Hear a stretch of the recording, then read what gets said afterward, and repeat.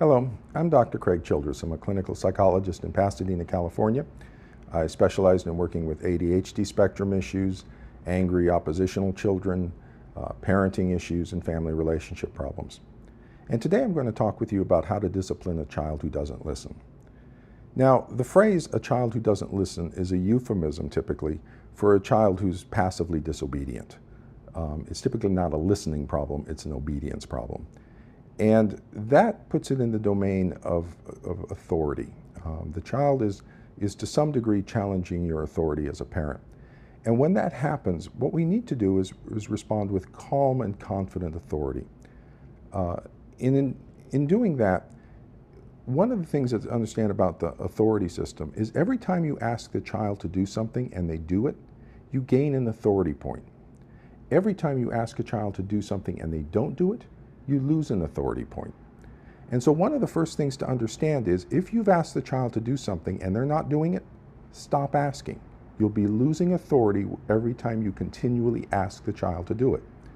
Now you can retain your authority if there is a consequence.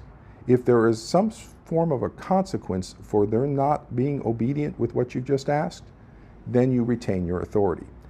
A common misconception, though, is that the consequence needs to be a punishment. It doesn't. It just needs to be a consequence.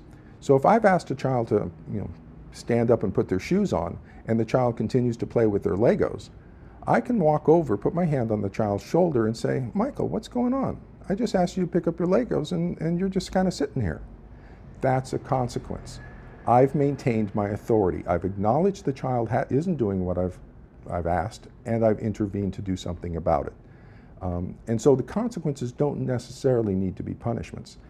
And in that response, that would be a guidance-based response, where I start to facilitate the child communicating to me what their challenge is, what their struggle is in complying with my request. Maybe they're just having so much fun with the Legos and makes them so sad that they don't want to stop, and I can give them a big hug and help them make the transition.